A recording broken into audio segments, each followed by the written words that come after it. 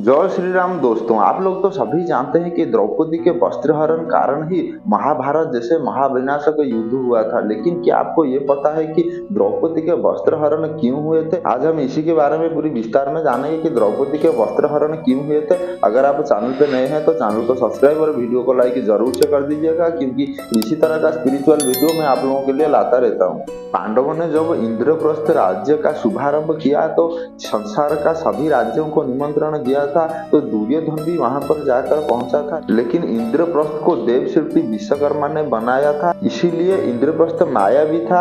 जो दिखता था वो असल में था नहीं। जब दुर्योधन ने इंद्रप्रस्थ से लौट रहा था तो महल पे गिर गया था। वो उसे लगा था कि ये जमीन है, लेकिन पानी पे वो गिर गया था। द्रौपदी ने दुर्योधन को परिहास करके कहा था कि अंधा का पुत्र अंधा होता है, और बहुत परिहास किया था। दुर्योधन को ये बहुत बुरा लगा था, इसीलिए दुर्योधन ने शपथ किया था कि द्रौपदी का वस्त्र हरण करेंगे या पांडवों का जो कुछ भी है सब कुछ छीन लाएंगे। तो इसीलिए शकुनी मामा ने दूध खेलने का प्लानिंग बनाया, और जब पांडवों को दूध क्रीड़ा के लिए आह्वान किया तो ऐसा धर्म था कि राजाओं का युद्ध या दूध को राजाओं ने मना नहीं कर सकते। इसीलिए धर्मराज युधिष्ठिर ने दूध क्रीड़ा को भी समर्थन किया। और जब पांडव और द्रौपदी ने आकर हस्तिनापुर में पहुंचे और हस्तिनापुर में पांडवों को स्वागत किया गया, जब दूध क्रीड़ा होने लगी दुर्योधन और युधिष्ठिर के बीच में, दुर्योधन ने युधिष्ठिर को परास्त किया। युधिष्ठिर से पहले अपना राज्य छीना, फिर युधिष्ठिर से एक एक करके अपने 4 भाइयों को छीना। युधिष्ठिर ने खुद स्वयं को ही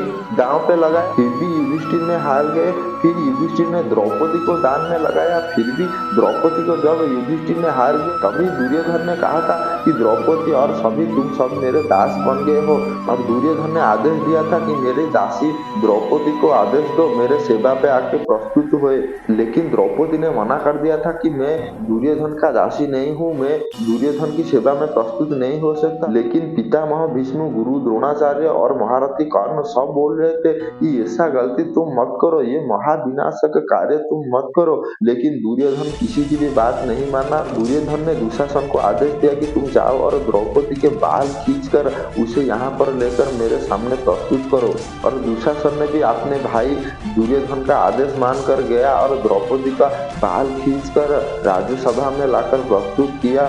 और द्रौपदी ने सारे राज्यसभा को भी कहा था कि ये आप लोगों के सामने ये क्या हो रहा है मेरे साथ, मेरे को कैसे व्यवहार दे रहे हैं, आप सब मौन क्यों है? तो तभी दुर्योधन ने कहा था तुम अब मेरे दासी हो, तुम मेरे सेवा में उपस्थित रहोगे, नहीं तो तुम्हें दंड मिलेगा। द्रौपदी ने कहा था कि मैं अग्निकुंड से जन्मा हूँ, मैं याज्ञसेनी हूँ, तुम मुझे दंड नहीं दे सकते। लेकिन दुर्योधन ने किसी की बात नहीं सुना और दुशासन को आदेश दिया कि द्रौपदी के वस्त्र हरण करो, यही इसका दंड है। द्रौपदी के वस्त्र खींचने लगे, तभी द्रौपदी ने प्रभु श्री कृष्ण को स्मरण किया था और प्रभु श्री कृष्ण ने द्रौपदी को बचाया था।